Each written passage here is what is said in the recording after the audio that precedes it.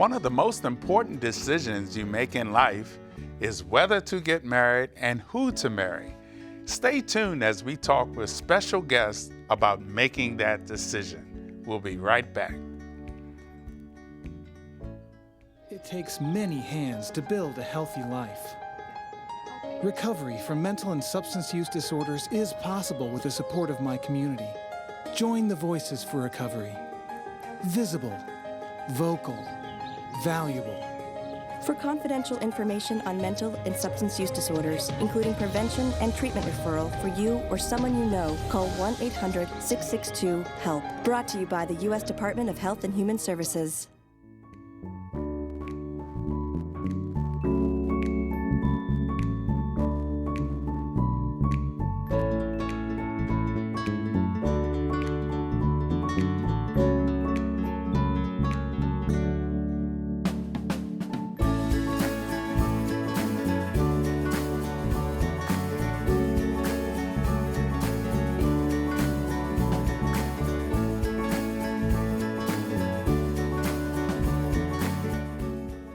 Hello and welcome to Living a Godly Marriage. My name is Melvin Greene and I'm one of your hosts this evening. Joining me on the set is my wife, Voncille. We are delighted and excited to have with us a dynamic couple, Clifton and Mary Hoffler, who run a very powerful ministry at their church. Welcome to the show, Clifton and Mary. Thank you for having us. Before we get into talking about your ministry at your church, we would like to learn a little bit about you. So would you mind sharing with us anything that you want us to know about your marriage, how long you've been married, how you met, anything that you feel comfortable sharing with us? So we met 31 years ago at work. I was a temporary at the job. She was a permanent worker there, and it started there. Do you have any children? We have 2 adult children, a young man, a young lady, and we have 3 grandchildren. Mm-hmm. Oh, wow. Now, is this your first marriage or is it your second marriage? My first and only, God willing. Yes, my first 2 that I claim, that is correct, the first one as well. Excellent. Yeah. That's great. That's really great. So 31 years? 31 years together. August of this year, August the 5th of this year, we'll be married actually 30 years. We'll be together 32 December the 28th. Yeah.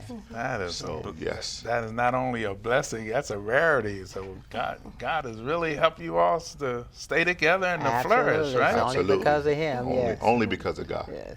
Right. That's all the difference. And so I have a question for you. When you 31 years ago, when you got married, do you feel like you were ready? Did you know everything to make it work and last this long?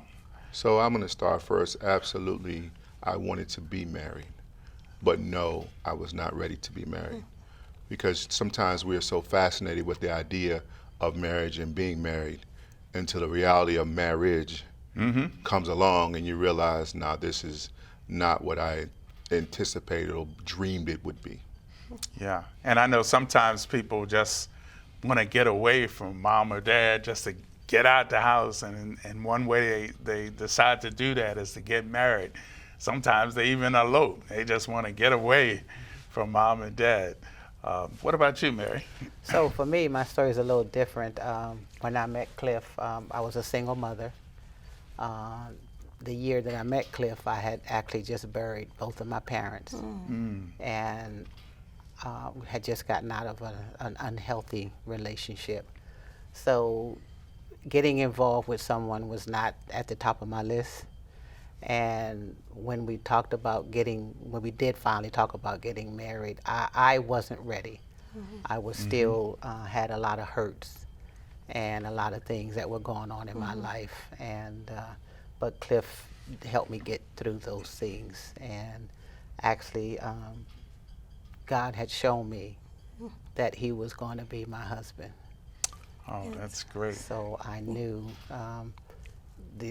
if I may share. Yes. Sure. So what God had given me was a vision And this was like a couple of years even prior to meeting Cliff and losing my parents. And what he gave me was a vision in a hospital with a male holding a little girl. And I knew that that was my husband. And I remember saying, well, where are my parents? Well, as it turned out, my parents had already gone home before I met Cliff. So I wasn't ready. I had seen a healthy marriage. My parents, before they passed away, they had been together for almost 40 years. Oh, wow. Before they passed away. So that gave me a level of what I wanted in a marriage when I did finally decide to get married.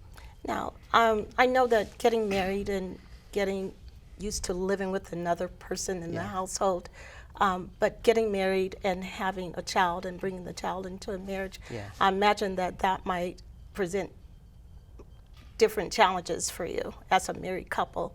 So if you could talk a little bit about that and how did that work out for you? I'm sorry, you have a son, correct? I have a son. Yes. My son is the oldest, yes. Okay. So, and how old was your son when you so first he got was him? my son was 3 Okay. when Cliff and I met, but I remember telling Cliff as we were dating, because I had not introduced him to my son, Right. because I was cautious about who would be around my son. And so I told Cliff, if my son doesn't like you, that's the end of the relationship. So he fell in love with Cliff, Cliff fell in love with him, and it all worked out. So the biggest challenge for me was to allow another person to discipline my son. And that was a challenge for me, but Cliff proved over the course of a relationship that he had both of our interests at heart. So then it was easier for me to step back and allow him to be a part of his life. That's great. And you did not have any children No, at the time? is that and at the correct? time, I have a little bit different story than Mary. I grew up in a household with a single parent. Well, actually, I started in the South. So I'm originally from North Carolina, so I grew up the whole country. Grandma and grandpa, raised me to some degree. Then I got to live with my mom, who was a single mom with 2 boys. And throughout my life, I think because of the absenteeism of my father, I started coaching at the age of 10. I was in the boys clubs. I had mentored by men, the community.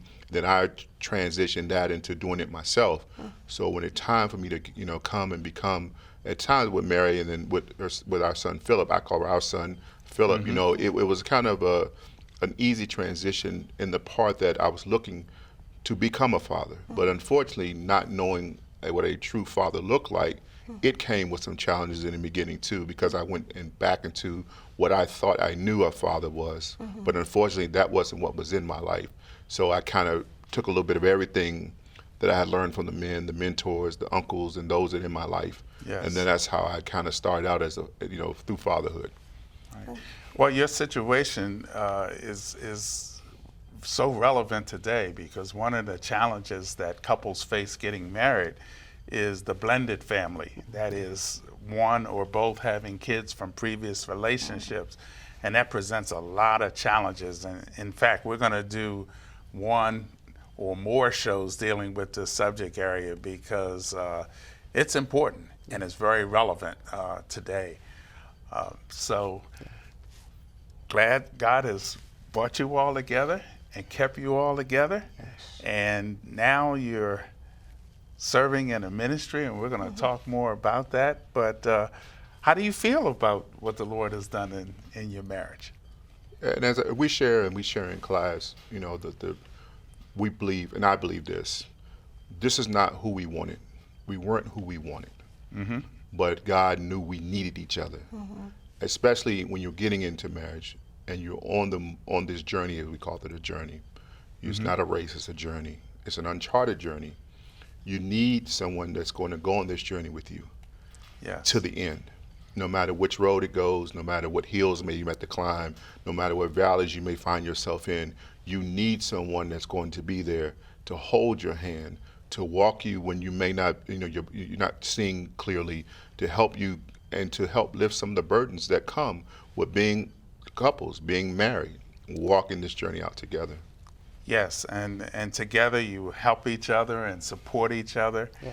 And by doing that and following God's principles, then he can use you together, like he's using you all together in a ministry. And when we come back from our break, we'll talk about how the Lord is using you and your ministry. So we'll be right back.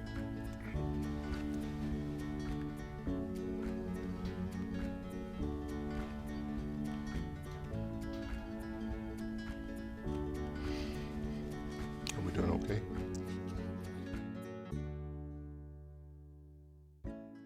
Every year, millions of Americans use opioids to manage pain, and reliance on opioids has led to the worst drug crisis in American history. That's why the CDC recommends safer alternatives like physical therapy to manage pain. Physical therapists treat pain through movement, hands-on care, and patient education. No warning labels required. Pain is personal, but treating pain takes teamwork. When it comes to your health, you have a choice. Choose more movement and better health. Choose physical therapy. Welcome to the show. Back to the show. Again, we have with us Clifton and Mary Hoffler. We're going to talk with them a little bit about their ministry at their church, Preparing for Marriage God's Way. I've attended many conferences and seminars regarding marriage, and I have to say that your ministry is the most powerful one that I have ever participated in. My husband and I have the pleasure of working alongside of you in that ministry. So let me ask you, how did you come to be involved in Preparing for Marriage God's Way? So I started out just sitting in class. The persons ahead of us who we were following, the Goodsons, I used to sit in class. I sat in the back and kind of listened in as they taught the class. And then as it grew, I was able to participate here and there. Then after a while, I taught a little bit. And then finally, I became fully engaged because I understood how important it was to learn about what it is to be married and to get married, because again, I never had that blueprint. When I started out, we had, Mary and I shared, we only had 3 hours of counseling. So when you learn about the things you don't talk about, it makes all the difference in the world. So for me, I started in the ministry later. I had other ministries that I participated in, but it got to the point where people would say, "Oh, you're Cliff's wife." And so I said, well, let me go to this class and see what it is people are talking about, what he's talking about and what he's saying. So I started in 2012. I joined the ministry, and I started just on an administrative basis, just sitting in. And then I started participating more. Personally, I'm an introvert. So it was a little challenging for me to stand in front of a class, but when I realized, and God was sowing into me that this is bigger than me, and what He's calling us to do is not just for the couples that we're teaching, but it impacts generations to come. So then I was able to get more involved with the ministry.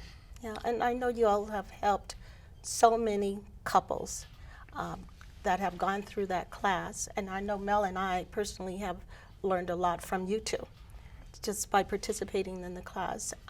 So can you talk a little bit about some of the challenges that couples are facing today, young couples who are newly engaged and wanting to get married but need more information about how to prepare for marriage?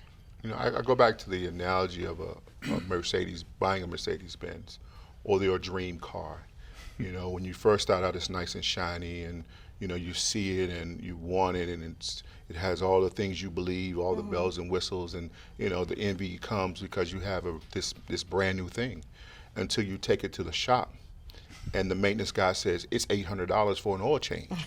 And then you go, wow, I wasn't prepared for that. And it's the same way with the couples. When they come to class, you see them, their eyes are all glassed over, everything is cute, they're holding hands, everything is great until you get in, and then one day you wake up and go, oh my, this marriage thing is really serious. And I think that's a challenge for a lot of the couples now, is that, the idea of marriage versus the reality of marriage. That's I think that is key. And in the generation we're living in now, where everything is technological. Everything is now. Let's just go. Let's just do it. It becomes a shock when reality comes in. Yeah, and especially when you realize that you're both responsible, Yes. and you've both got a role to play, and you both will have to give up a little bit of yourself to please your partner. And a lot of people are not prepared for that. No. They're not prepared for that. And imagine if a kid is involved, it could even come down to, well, who's going to take the leave today from work to take care of the kid? I mean, you don't think about those things. Right. And that's one of the things I really like about the class, is that you're helping to prepare people, couples, for when these situations occur. And you also help them to look at themselves. What do they want to get out of the marriage? What their expectations are from their partner? And it is eye-opening. The old expression, love is blind, but marriage is an eye-opener. Yes. And that's what happens in the class. It's like, oh wow, I didn't realize I have to do this. I mean, am I really ready for this? Now, you mentioned technology, so I'm interested to know how are couples meeting today? Because I know in our day, you met in church pretty much. That's where you would meet your future spouse, in church. But how are couples meeting today?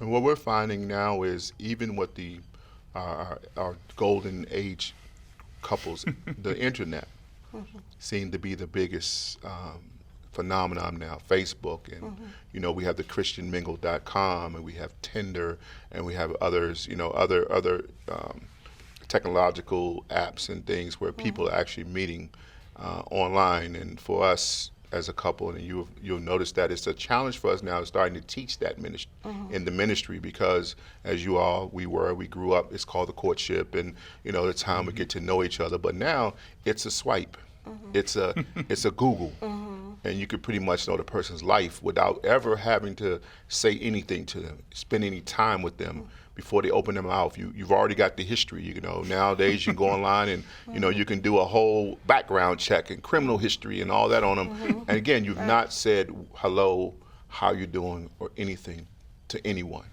So that's the challenge of this whole technology piece, the interpersonal communication and time spending to get to know you through conversation. Yeah. In fact, you really have to be careful today, because if you meet someone online, you don't want them coming to your house. That's you want to meet them somewhere. Correct. So that for safety's sake. Absolutely. Because you just don't know how that relationship might end up. Yeah. So a lot of your couples got to know each other or meet each other online. Yeah. Are they mostly young couples, or do No, you have any older couples in your There's couples class? who are older. I think there's like 50 plus Yeah. apps. I mean, online dating services. So it's people of all ages. But also, back to, you had one of the challenges, I think, for especially people who have been single, is that they have a hard time being selfish. They have it's a challenge for them to realize that I have to think about somebody else other than me. Yeah. And that somebody else is dependent on the decisions that I make and the choices that I make.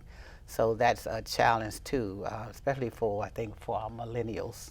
And I know we tend to single them out, but there's just a whole different mindset for our millennials. And we hear a lot about people we get a lot of questions about prenups.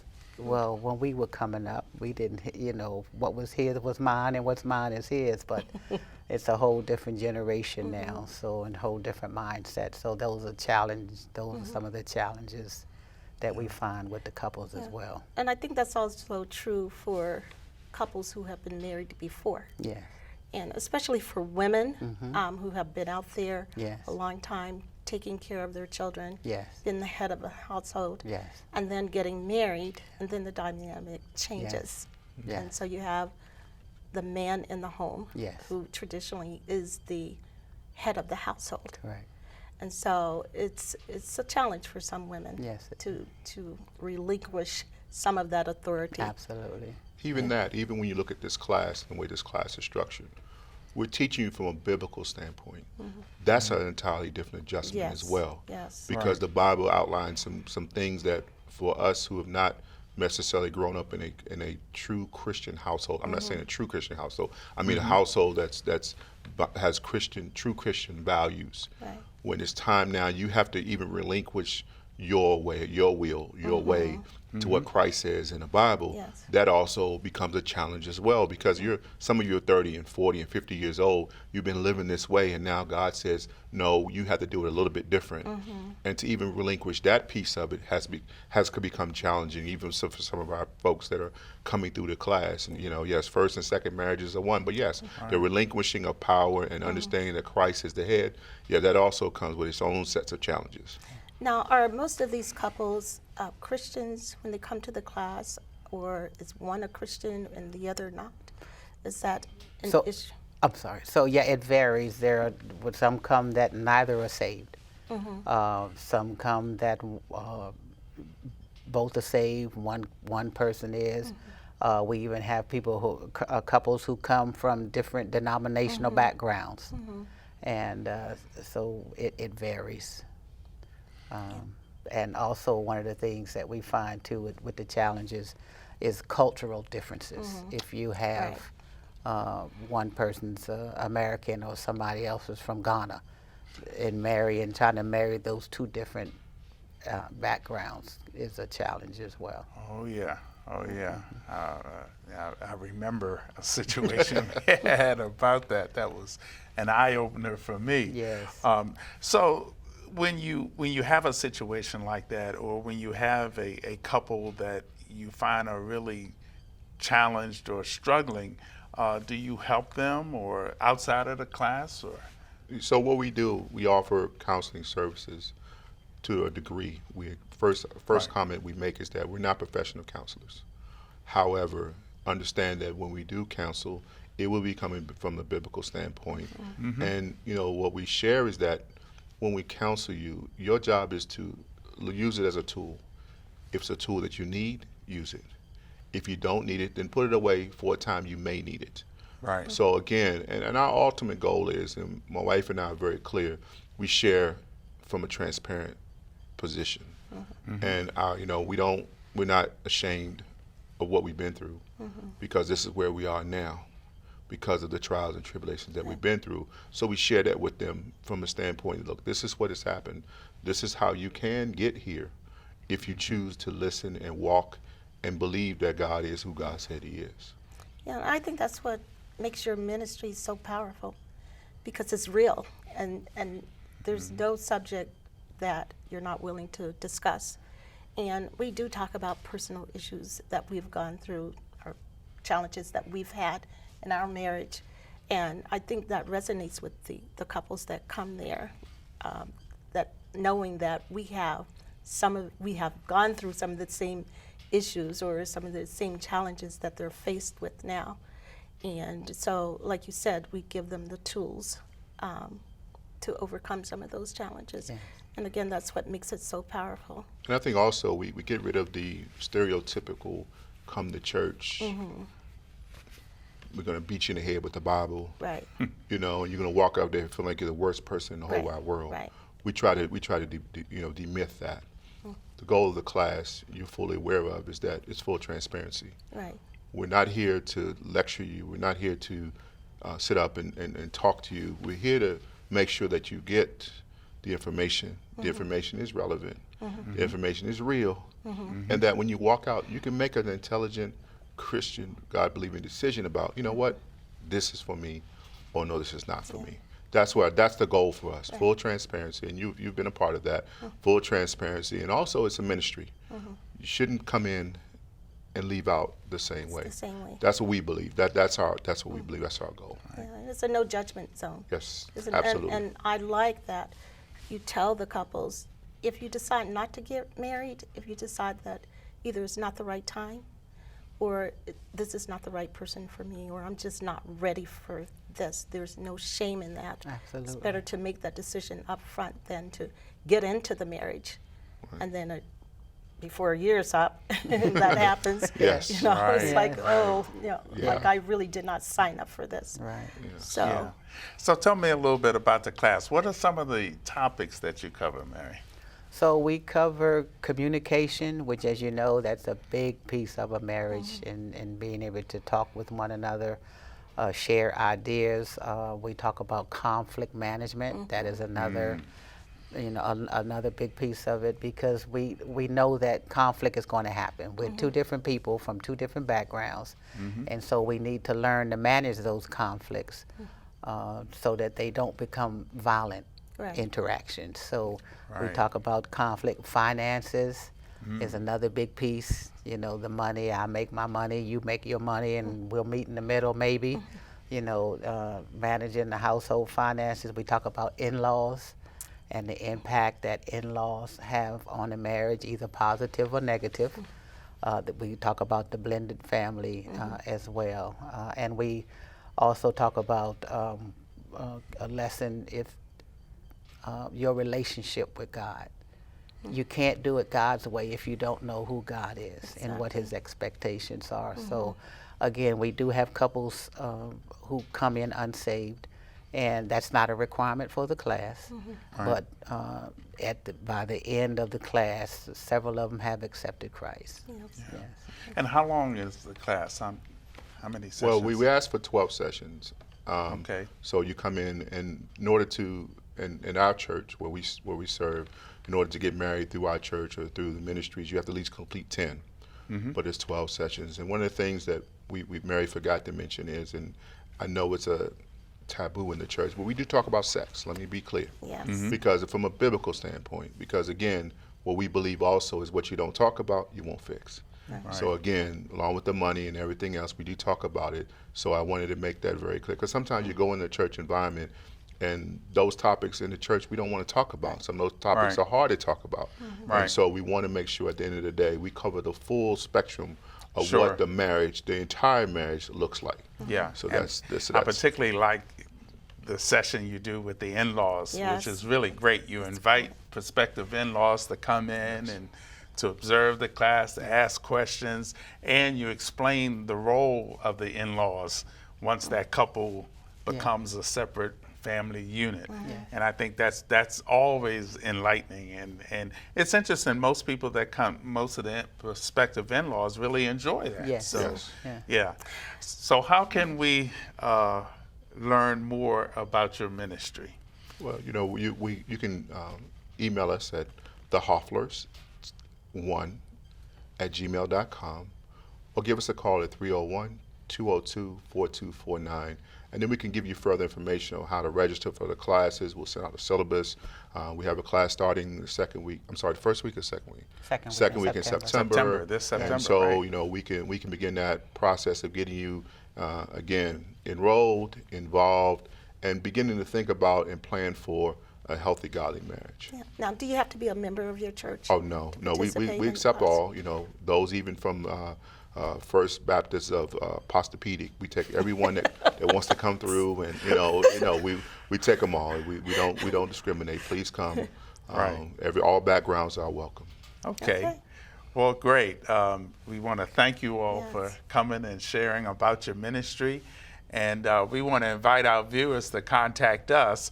You can do that at livingagodlymarriage@gmail.com. Please send us your questions about marriage or any topics you want us to cover in future shows, and we will certainly consider that for upcoming episodes. So until the next time, remember, a godly marriage is the best marriage. Thank you for coming. Thank you. Thank you all. Thank you.